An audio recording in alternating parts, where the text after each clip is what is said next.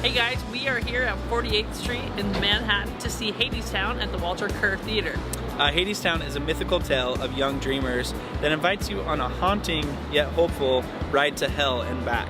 This show got more Tony nominations than any other show out there, 14 in all. You know, that includes, just to name a few, some actor nominations, Best Director, I think Set Design, and also Best New Musical. Of course, Best New Musical. We don't know a lot about this show. We're excited to see some new and original work and just kind of check out what to expect. So it'll be exciting to see this one. If you guys have seen this show or you guys have any thoughts on it, please share those in the comments below. But we're going to head over to the Walter Kerr and check out this new show.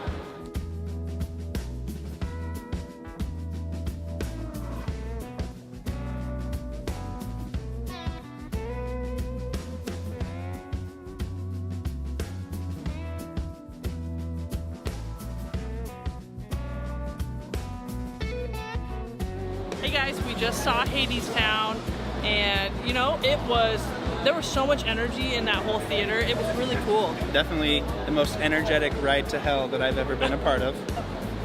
But no, what was your first good? I really loved, you know, it's funny, it's not one of the lead characters that is the biggest standout to me. This show had a trio of women, and if you read the playbill, it says their character name is Fate. And they weave in and out throughout the whole story, and they have the best harmonies and the coolest rhythm and the jazz. Like, I could listen to them sing all day long. Their voices were like butter. I think my very first good for this one is the set. The set for me just kind of came to life as the story came to life. So as the story unfolded, the set changed and progressed. I thought that it kind of lived and breathed as a character, and it's very unique, unlike anything I've seen. My other thing that I really liked about this show, Eva Noblezada, she was nominated for a Tony, and holy cow, her voice, like, she is just a small little thing, and she's got so much power that comes out of her chest. She was just in Miss Saigon, and she is really, wow, like, I feel like I could hear her on the radio. She's got so much power behind her voice. She was a firecracker for sure. A lot of fun to watch too, not just her voice, but the way that she acted the character and the way that she was the character and kind of the attitude and the sass that went with it. I think that brings me to my number two. I really loved the overall experience of this show. The way that it looks, the way that it sounded with this beautiful orchestration and this style of music. Nothing was left out. The lighting, the entire environment, the music, the live band members on the stage and the way that they played.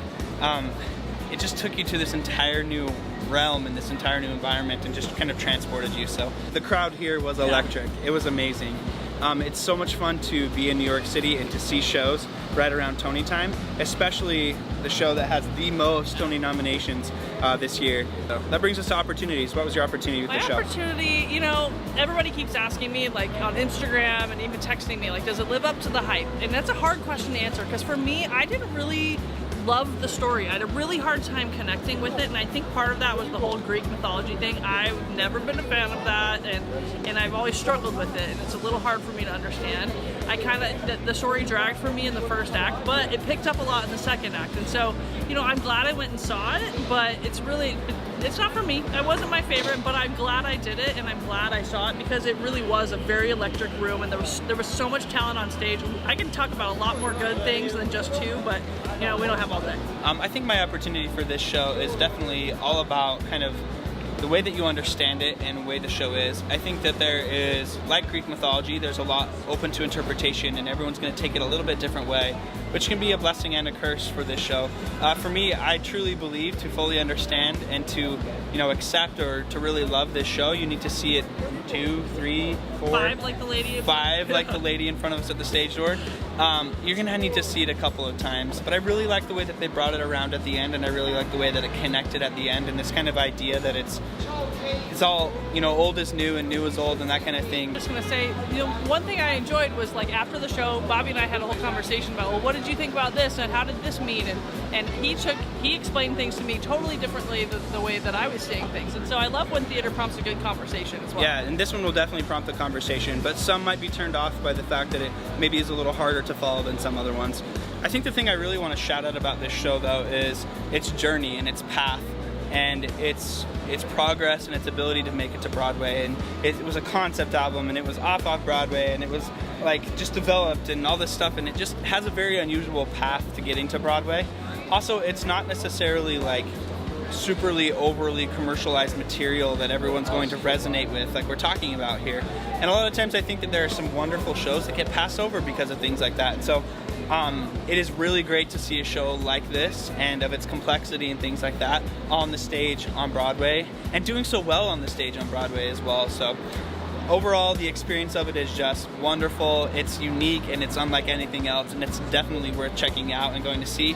It grew on me more, but I definitely respect it, and I definitely want to understand it more, and definitely want to give it a chance. So yeah, I'm curious to see how things shake out at the Tonys. They did get 14 nominations, more than any other show on Broadway, and it'll be curious to see, because there's been other shows that are kind of artistic like this that get a ton of nominations and then nothing happens. I feel like this one will snag some though. So we'll see what happens at the Tonys and what happens with the future of Hadestown. So up next for us, we're going to see another play. We're going to go see Network with Bryan Cranston. I think I'm excited because he's another actor that I really like, but also we've heard some really cool things about the tech, so Bobby's kind of itching to get to that theater. Yeah, Bryan Cranston, active cameras on the stage, technology, video, all that stuff. It sounds like it's right up my alley, and I'm really excited to see it. And it's got a lot of Tony nominations, and it sounds like a great story to boot. So we're really excited to go check out Network and to see what it's got up its sleeves. So that's what's next for us. Thanks for tuning in. If you guys haven't already, please subscribe and definitely drop us a like if you like this video, and more videos to come.